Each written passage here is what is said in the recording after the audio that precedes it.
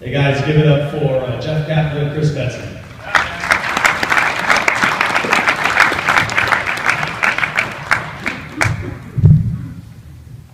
Hey, thanks everyone for being here. We really appreciate it.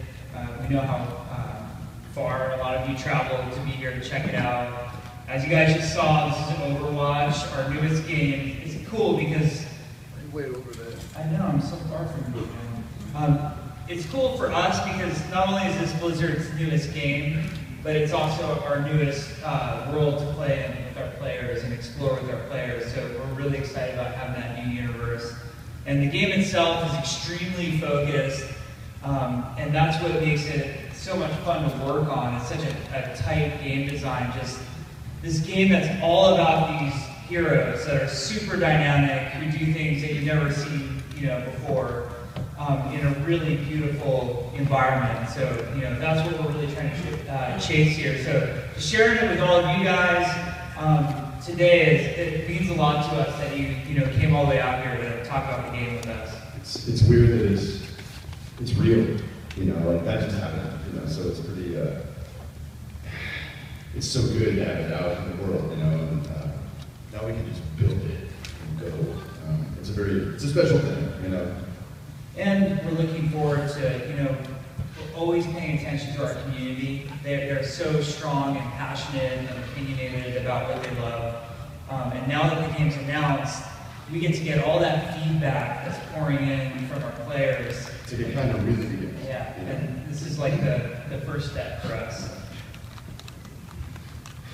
And we're probably a little brain tired and emotionally shot from the morning, so we're trying to be interesting and intelligible. How do you guys want to do this? Just call stuff out. Yeah, if you have questions, there's a microphone right here. Feel free to use the microphone. Hey guys. Hey. How's it going? Good, how are you doing? Excellent. The game was super fun, so looking forward to playing it again. I have a question that's not directly gameplay or lore related, but rather design, I guess. There's been a lot of conversation about female representation in gaming in the past couple of years, I suppose. And I was wondering if that entered your thinking when you were designing the game and the characters. Totally. Thank you. Oh, I'm sorry, I'm a little slow. There's more, not much more, but absolutely. We've heard our female employees and my daughter tells me out about why is that character? I think she saw. I'll just go there. There's like an old Warcraft flick. We're on YouTube looking at Warcraft stuff, and there was a cinematic of like the dragon aspects, and they're all wrapping up the end of cataclysm. My daughter's like, "Why are they all in swimsuits?" I'm like, I don't know, honey. But I think we're clear that we're in an age where gaming is for everybody. We build games for everybody. We want everyone to come and play. And increasingly in the world, like people want to feel represented. People from all walks of life, from everywhere in the world, boys and girls, everybody. And we feel indebted to do our best to honor that. There's a lot of room for growth. But specifically with Overwatch over the past year, we've been very cognizant of that, like trying not to, over-sexualize the female characters. I don't know that we over-sexualize the male characters. But it's something we're very sensitive to. We want that to be part of who we are, of what our brand looks like and appears to our community. I think Mike talked in a roundabout way to that in his speech this morning. So it's something we're very cognizant of. We want girls to feel kicked butt, and equally represented. Everybody. We want everybody to feel kicked butt. Totally. Thank you. Thank you. Hey guys, so Diablo 3 had a movie reception on the console. Will we see Overwatch on Xbox One and PS4 in the future? That sounds awesome, but all we're talking about today is Overwatch being on the PC. Alright, thanks. Yeah, thanks. Hey guys, how gnarly is the balance of this game? You got characters like Hans, you got characters like Widowmaker, there's so many different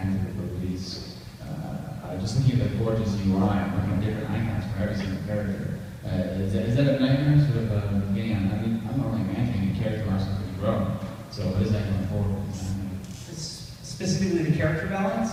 Yeah, exactly. I'm just balancing, making sure that can Hanzo stand a chance against a couple of Widowmakers and opposing team and things like that. Yeah. Well, that is the funnest part of the job for us, really. And the guys that we have working on the game have so much experience balancing our current titles. We've got guys who've worked on StarCraft 2, StarCraft 1, Warcraft 3, World of Warcraft, doing all sorts of balance like stuff. a total veteran team. Yeah, it's a really great team to be working with, and it's the stuff that we just geek out on and we love, like the water cooler conversations about, can Hanzo stand up to Widowmakers? To us, that's our bread and butter of what we do. So we love it. We talk a lot about, what are our balance points and how do we want to get there. But I have confidence in the team that we're going to have a good balance on this game. Awesome, appreciate it. Thank you.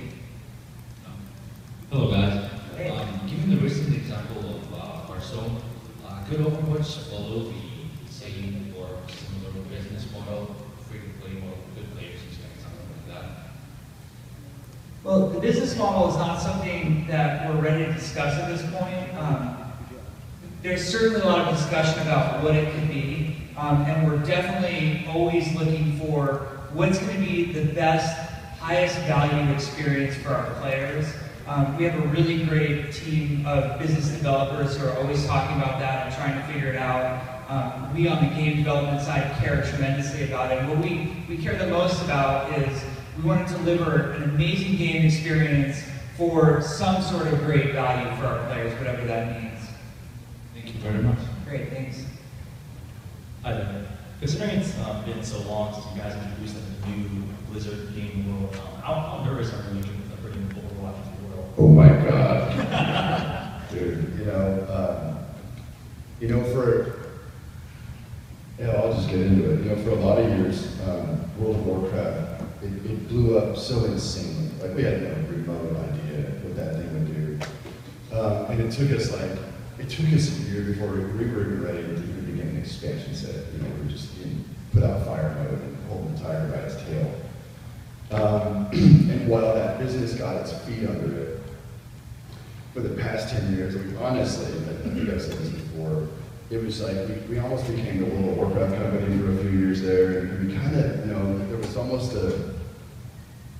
I think we did really good work, and I'm insanely proud of the games that we did, but it's like there was a spark that, kind of got eaten by the scale of this mammoth business.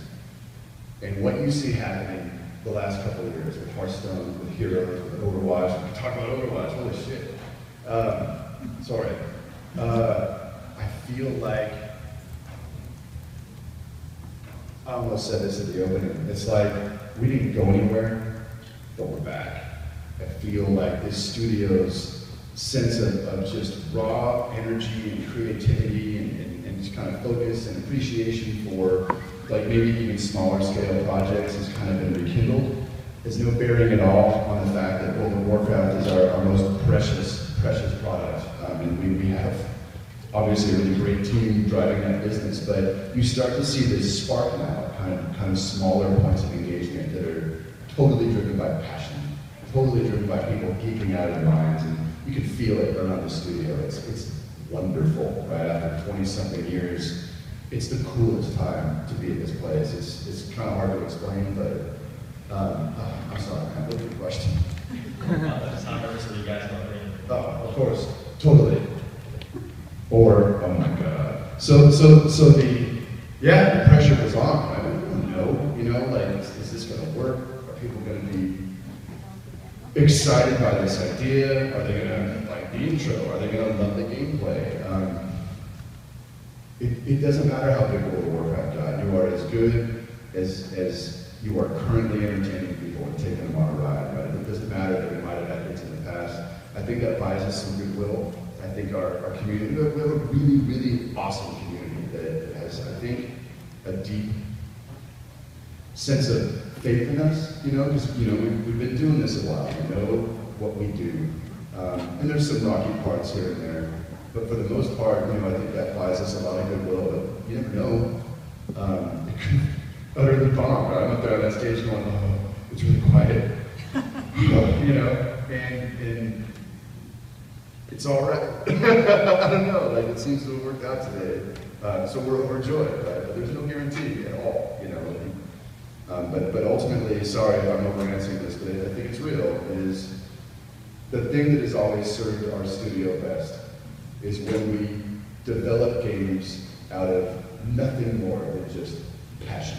That's where WoW came from, right? We're all playing EverQuest and Ultima. Hey, we love this kind of stuff. Why don't we do one of these?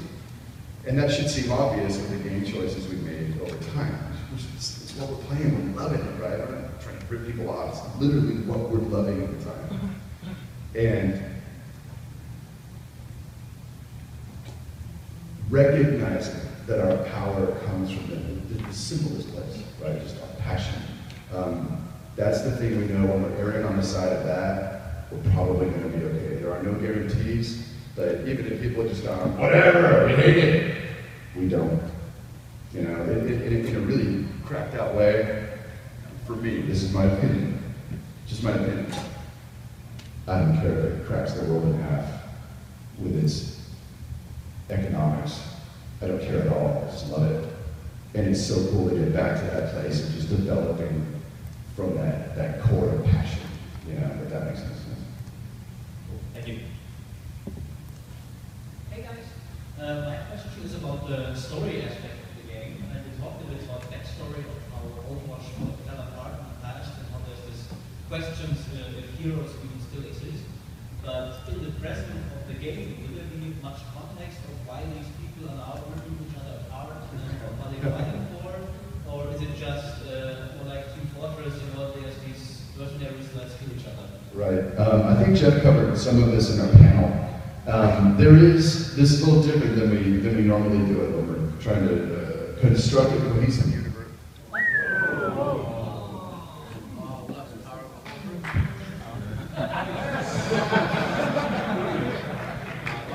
Ooh. Right, all right. Other switch, probably. The robots are attacking. It's beginning. Cracking the world in half. Right.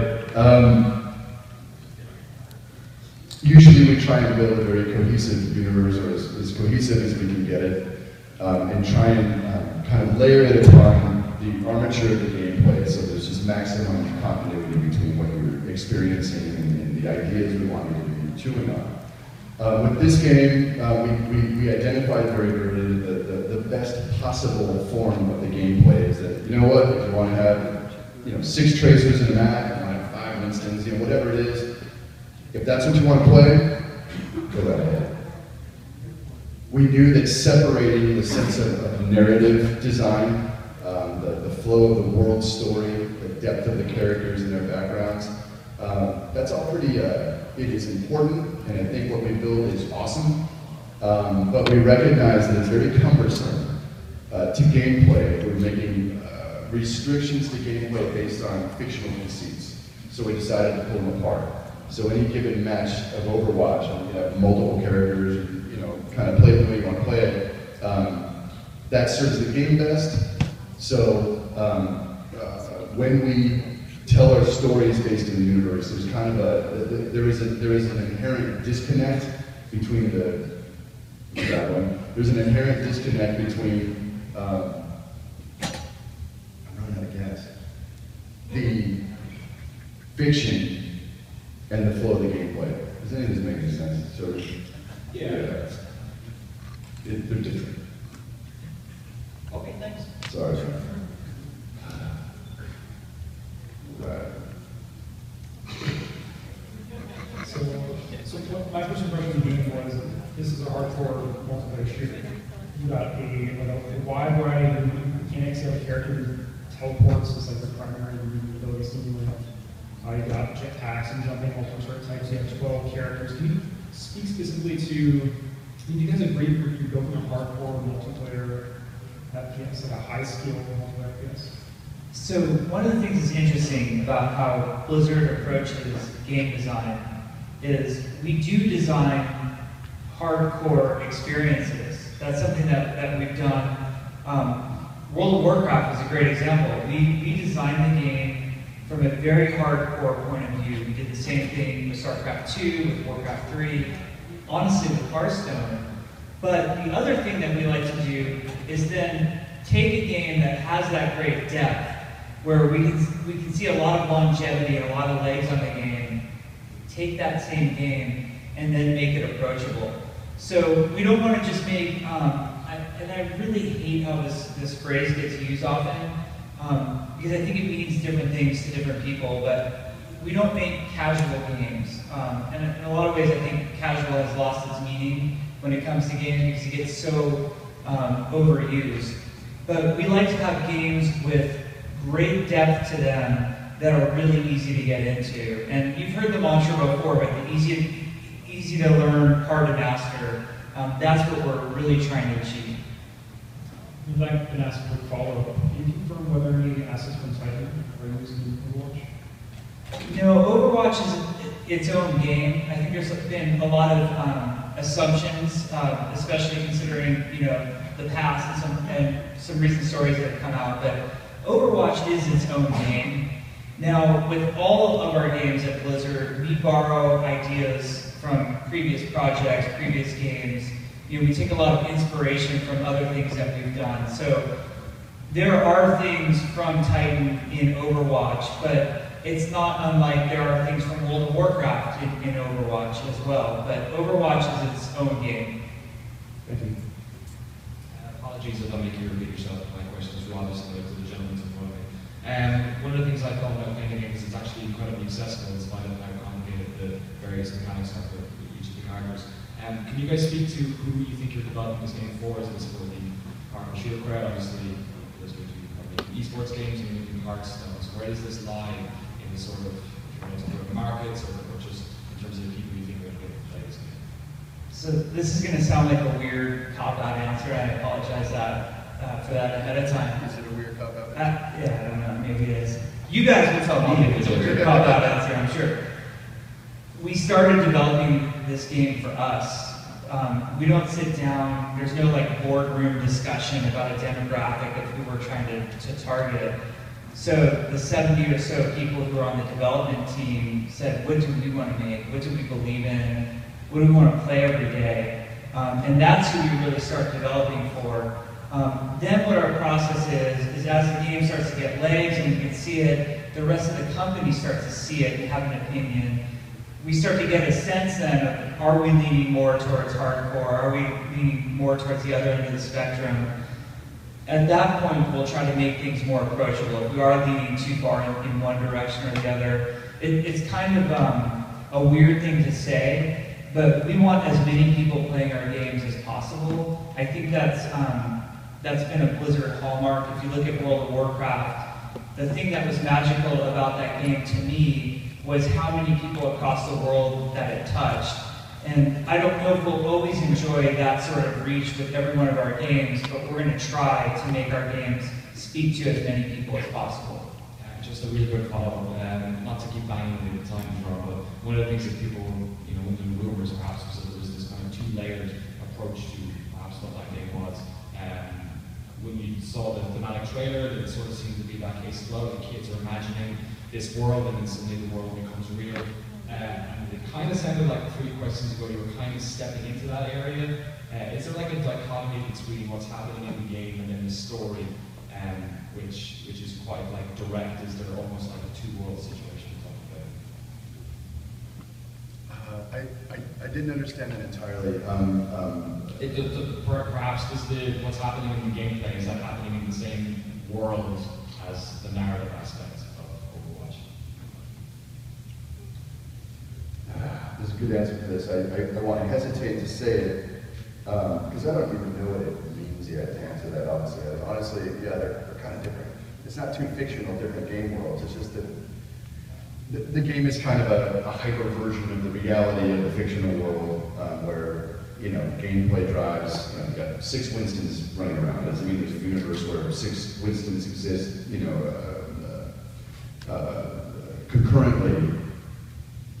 Oh man, it's a rough one to answer. Did that make any sense?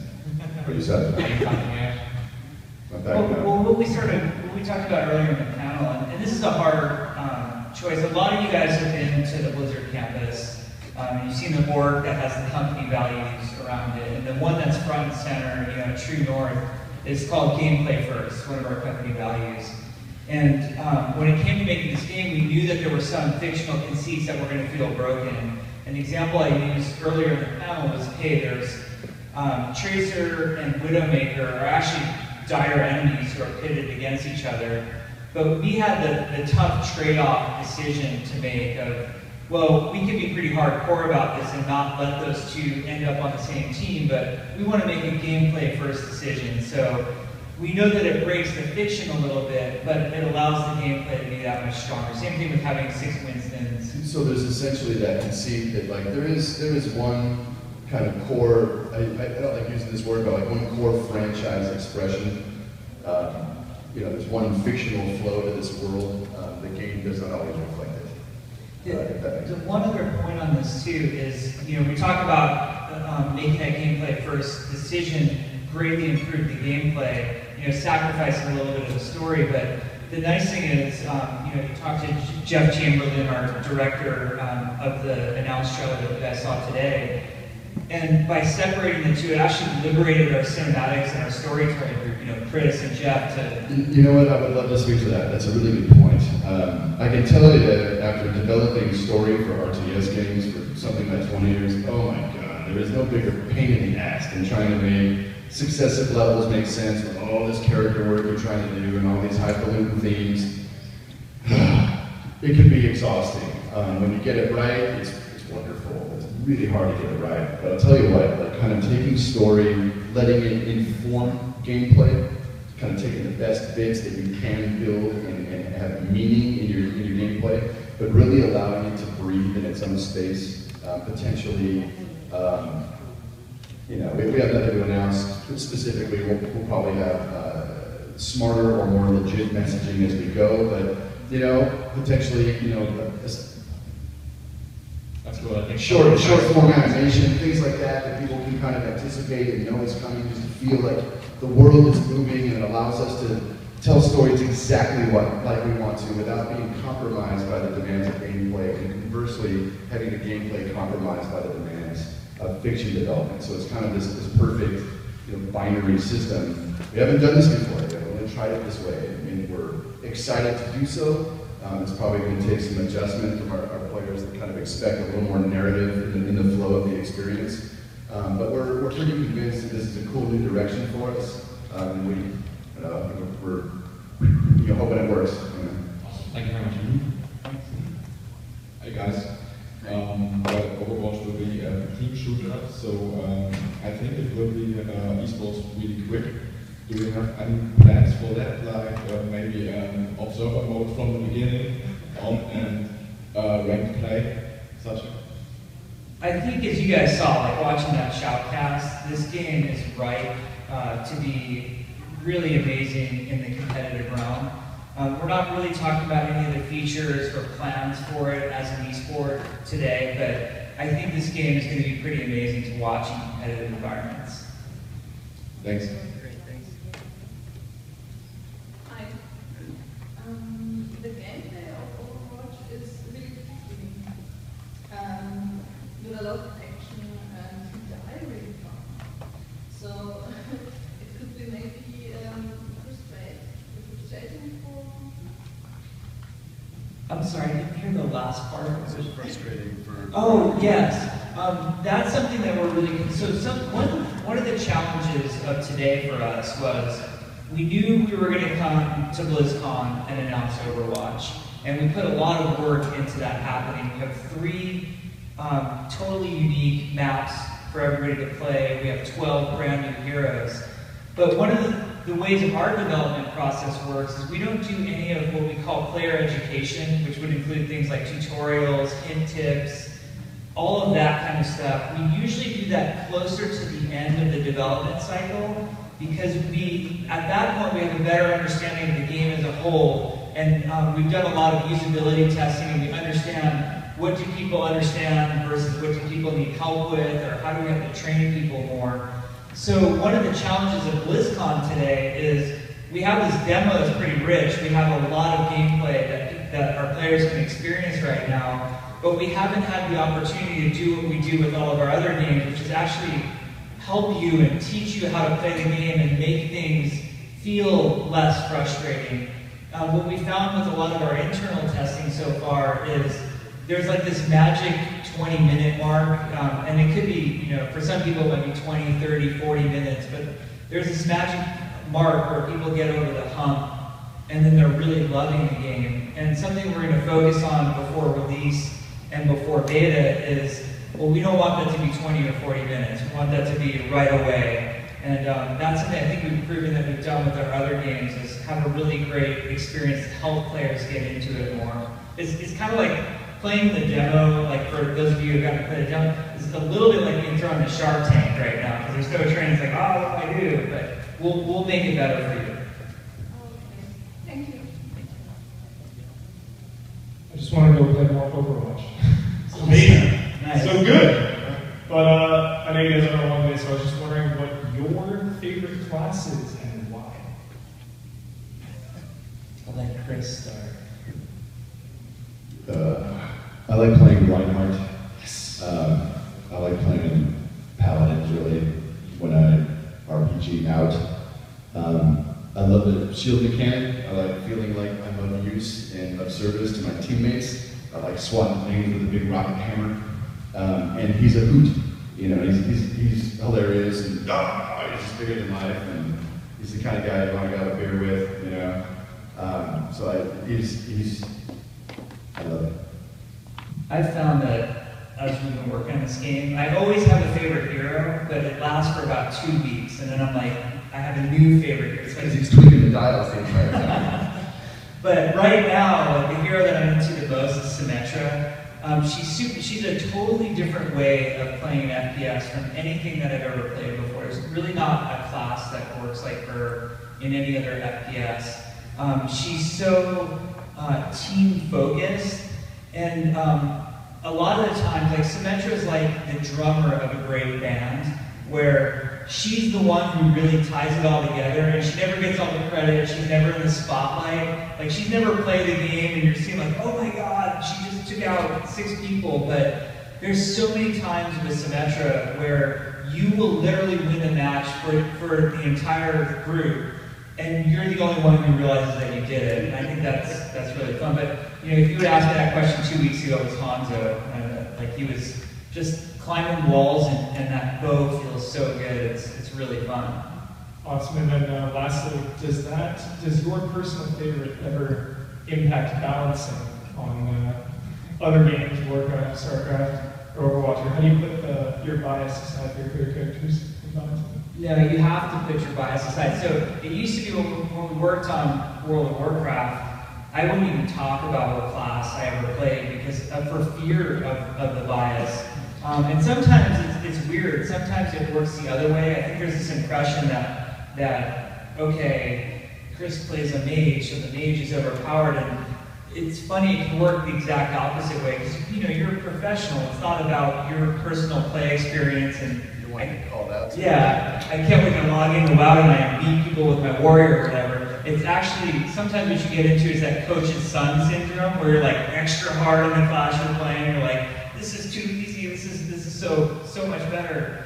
The other thing we do to really thwart against that is we play everything. Like, there's a saying on the team which is called random is random.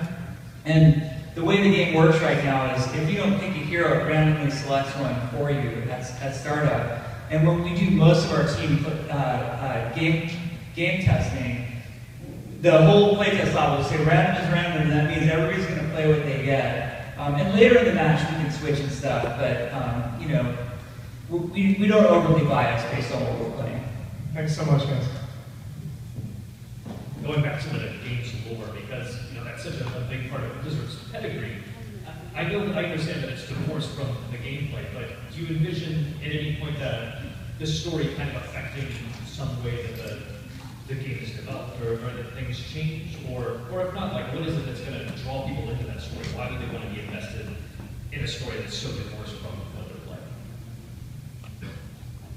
playing? Well, I think we're already having moments that when players connect the dots, there is story in the gameplay. Like, for example, in King's Row, you're escorting this EMP. And if you watch the end of the match, like in our shoutcast, unfortunately, the attackers didn't win that one, but had they pushed the payload onto the final spot, that huge EMP goes off and it sort of shuts the city down.